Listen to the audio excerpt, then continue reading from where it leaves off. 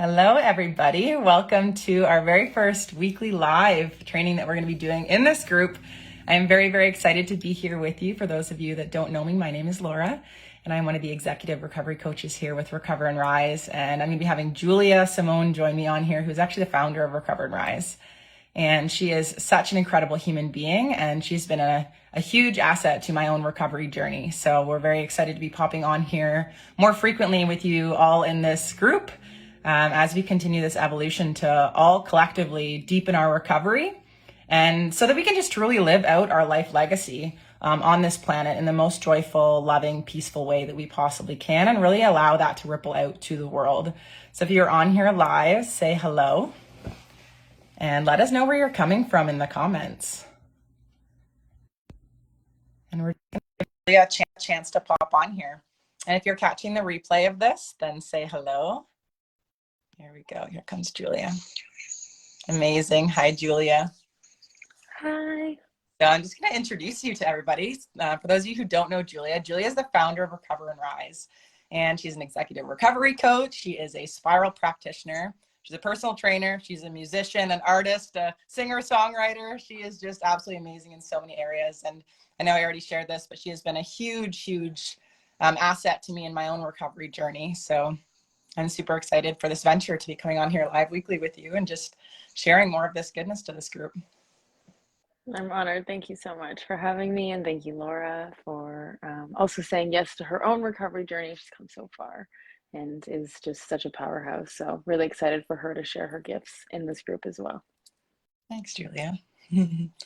So for today's topic, we thought that we would come on here and just talk about a little bit more about deepening that self-love throughout the recovery journey. And I guess, Julia, if you would be open to just sharing your story a little bit more and that self-love kind of journey for yourself as you went through your recovery with binge eating and all of the other kind of addictions that started noticing as you went along your healing journey. Beautiful. Thank you. Yeah, for those of you who don't know me, my name is Julia. I am a recovered bulimic and binge eater and all sorts of things. And I really started this journey maybe like 9-10 years ago. And I was young, full of energy, was really someone who was doing so many things. But at the end of the day, just still fell back into those cycles of self-sabotage. And so it wasn't really until I found these tools to support me that I found some recovery. And then I decided to keep going. I decided to keep healing my trauma. I decided to journey and venture into various modalities and experiences. And really, I'm so excited to share what we've learned, what we've found works for not only myself, but for countless other people. So really, I mean, I didn't really know what self-love was back in the day because all I thought about was not being good enough and how I needed to be more and how I needed to do more in order to feel good, or I needed other people's approval in order to feel good, or I needed everyone to like me in order to feel good. And the irony was that even when I had some of those things inside, I still didn't really feel that joy, that way of being that I always wanted to feel. Mm-hmm. My dog is going through my garbage. Diamond, come here. And so really, I started to ask myself, well, why? What's happening? What's going on? And I didn't realize how much I was carrying inside of me, carrying resentments, carrying fears, carrying beliefs that other people had instilled onto me. Beliefs like, oh, you might never be able to accomplish this thing, or you might never be able to do this thing. So in saying yes to my recovery journey, ultimately we're saying yes to the self-love journey. Oh, Diamond. Ultimately, she's over here. Ultimately, we're saying yes to not only healing ourselves, but we're also saying yes to our dreams, our visions, our gifts, our creative gifts, and everything in between. And what I learned is that the more I came in integrity with myself, the more that my actions, my words, and who I was being in the world fell in line with who I could see myself being and who I was in my integrity, with integrity, that was when I started to feel the most self-love. The self-love wasn't happening while I was still lying about certain things, while I was still trying to control what other people thought of me, while I was, trying to arrange the show to suit myself. That's not when I felt self-love. When I felt self-love was when I actually became able to set the boundaries that I needed to set for myself. When I felt self love, it was when I started to say no to people, places, and things that just didn't resonate with my soul anymore. When I felt the most self love, it was when I took those steps in the directions of my dreams, despite feeling those fears and feeling, afraid to do so. Those are just examples of when that self love kind of falls into place. And it's still a journey, it's still very much a journey. Mhm. Coming on this live is an act of self love because we are, following Spirit's inkling in my heart to say, you know what, these tools need to be shared with people. Mhm. And so that connection spiritually, I think that some of us stop at the 12 steps and we're just like, yeah, okay, I believe. But do we actually take the time to cultivate that connection to Spirit and to cultivate that connection to our deep inner knowing that's going to help us, guide us, and allow us to really move into these next phases of our lives in a way that is still filled with so much peace and joy? Because some of us are doing amazing things. Some of us are working incredible jobs. Some of us are, you know, doing the art, doing the businesses, and creating the things. So, what's happening inside for us to not feel that self love? Sometimes it's just little things where we feel like we should be a certain way because that's how other people want us to be. That's how we're going to get that sense of approval. And so it's about discovering, and that's what this deeper recovery journey is about, discovering what's actually true for myself and living that truth and not letting anything come in the way between you and that connection to Spirit and your truth and how you see yourself moving through life. Yeah, that's huge. Thank you for sharing all of that. And I think like some of the biggest pieces that I kind of took away from what you shared was in the beginning of your recovery journey, you had noticed that you were kind of going outside of yourself to receive comfort or receive pleasure because you were feeling that lack of that love inside. And even though you were doing such amazing things in your life, like you were very successful in many areas, I know you a little bit more than even what you shared, but in athletics, like in career, in all of these places, you were so successful. Yet that bankruptcy really came from within, and by you being able to start slowly pulling those pieces back to yourself and tuning into your inner guidance of what actually felt true to you. And I know I learned this through going through this recovery journey as well, about slowing down and actually being able to take that brief little pause to actually tune in and ask myself, is this something that is in integrity with where I see myself going, that allows me to actually be the person that can carry out that greater vision that I actually see for myself in this lifetime? And so, do you have any like advice for people who are kind of in that space of um, starting to notice that they're going outside of themselves and they're really wanting to pull back that power and set those boundaries? Because that was one of the questions that somebody had asked in there as well, in one of the posts that you had put out, asking for some things that people were looking to receive some information on. And that was one of the things that they had shared, was about how to start honing in on those boundaries. Yeah, I think boundaries is a big topic.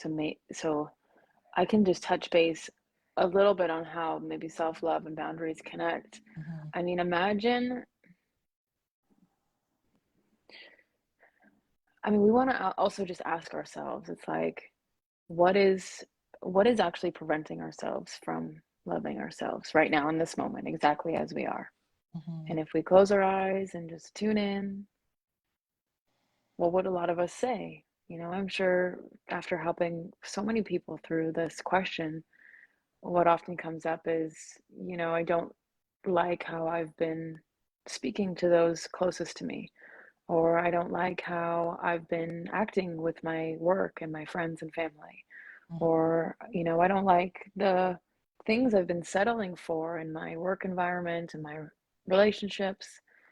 So, and there's more, of course. Maybe we don't like how people have been walking all over our boundaries. Well, okay, so, what would it look like to create that relationship, deepen that relationship to yourself in a way where you start to become and see yourself being the person you've always wanted to be? Mm-hmm. And that starts with number one, saying yes to a deeper recovery journey, just saying yes to asking for extra support, because I always have this saying that if you've only known one life, how can you know another way? So I actually couldn't like take myself into that next way of being. I actually needed help and support for people to help me move from where I was into who I can now see myself being. Mm-hmm. And that just takes some time and the right mentors and some guidance and the right programs. And then from there, you start to do the work of, well, what's actually really going on? Is there a fear about saying no? Is there a resentment towards these people in your life? Is there, there's so many things that we don't know are deep within us. And once we move through that, we start to pick apart the pieces. We start to wit- have what you're feeling come up and be voiced so that we can release it. And then you can decide, start to design the life that you would like to live. Mm-hmm. So, for example, what that can look like is, let's say I don't like who I've been being at work because, sometimes I'll say yes to a drink or two, or sometimes I'll say yes to going to this person's house late at night, or sometimes, I cross my own boundaries and I say something like this to someone. So, processing that hurt that's around those situations, Mm-hmm. then asking yourself who you can now see yourself being. What is it I'd like to say no to? What are the boundaries I would actually like to set? Mm-hmm. And then can you imagine how you would feel if you're actually able to maintain your inner integrity in those situations? Can you imagine how you'd feel if you actually start to become the person that you know you've been destined to be in those situations? You would have completely new interactions with people. You would, start to see how you can be of service more and more to people in your life. You can actually start to converse with spirit while you are in those situations and ask spirit to guide you and move you through these new opportunities presented in your life. And that's how miracles happen. That's how we start to meet people by mistake or coincidence. Mm-hmm. We start to, earn more money because we're in more alignment. We start to open up to new friendships and new people that have always wanted to be in our lives. And we start to have a different way of living, one that's not rooted in shame and grief and guilt, but one that's actually rooted in love and joy and peace. And so that's my vision for anyone who's on the self-love journey. You can absolutely do it. Do you have anything that you wanted to add, Laura, maybe to that conversation? I don't think so. I think maybe I would just love to invite everybody to put in the comments, whoever's watching, like, what is one thing that you feel like you want to start saying no to? Something that doesn't really feel like it's in alignment with where you're headed or where you want to go or who you can see yourself being. What is that one thing? Because I think a lot of the time, I know for me, like, I make things like it's like it's like a huge step. But in reality, those little tiny little things that we start doing actually build into those big things. And it can seem overwhelming when we're on this big recovery journey of recovering our sense of self and overcoming all of the traumas and all of the stuff that we've kind of been through in our lifetime, that we can kind of undervalue these little tiny steps that actually get us to where we want to go. So I would love for it, for those of you watching, to just put that one thing in the comments that you would love to start saying no to, so that we can hold you accountable to really be able to uphold your integrity. Because I know I have so many times, I would definitely be the person who would set the boundary and then cross my own boundary, and it was like I didn't even know what boundaries were, just because in my childhood it never came up. Like, there was just a lot of people pleasing and doing for others. And It was interesting because I was actually listening to a video earlier today, and it was just talking about the nervous system and about the different responses when we're in that, the fight or flight or the sympathetic. And it was like fight, flight, fawn, or freeze. And they just kind of recently added these in. It used to just be fight or flight, but they've actually added more of them into it. And the fawn really stood out for me because it's like a kind of like a baby deer, but it's like you want to merge into your environment as a sense of safety. And I always saw myself as a chameleon, where I would like merge into different situations, which was amazing because everybody loved me, right? But I was disregarding all of my boundaries, and I didn't even know what I wanted because I was always doing for what I perceived other people wanted from me. So it was interesting kind of listening to that. So boundaries has been like a massive thing for me in that self-love journey, because the more that I started tuning inward to actually start asking myself those questions of like, oh, well, what actually isn't feeling good to me? And do I have the courage and the strength to actually say no and uphold that to myself? And it was huge. And it really helped me when I actually had people holding me accountable, or I worked with you, or I worked with other people, or I told this to other people, like in my close network, and I communicated why that boundary was so important to me. And then, so I guess like after that, that second question I would love for you to answer is, why is this an important thing for you? Why would this shift your life in beautiful ways if you upheld this boundary? And how do you see that actually bringing you where you want to go? Because when we start with those small steps and then we allow it to project a vision or cast a vision as to where that will actually lead us to go, it will no longer feel like an obligation to have to do these things. It will be like a pull, where we'll be so excited to be able to set these boundaries and uphold our integrity so that we're actually seeing where we want to go. And we're like, heck yes, like I want to do this because I know where I'm going. And that's what I'm doing. It. If you like it, then that's great. If not, then that's okay too, you know? So I think that's something that I would just kind of love to put in here, because it can be challenging. It can be challenging when we've kind of had these patterns for quite a long time. And like you said, we only know that one way of being and we don't know another way of being. So just like borrowing the belief of Julia and I, where there is so many other ways of being out there for you to live. It's just this process of reintegrating a new way of being, and then starting to embody that version of yourself and acknowledging yourself for all of the growth that you've probably already had on your journey, because we've all been through so much over the course of our lifetime. So I think that's really the only thing I'd love to share. Powerful, powerful, powerful, powerful.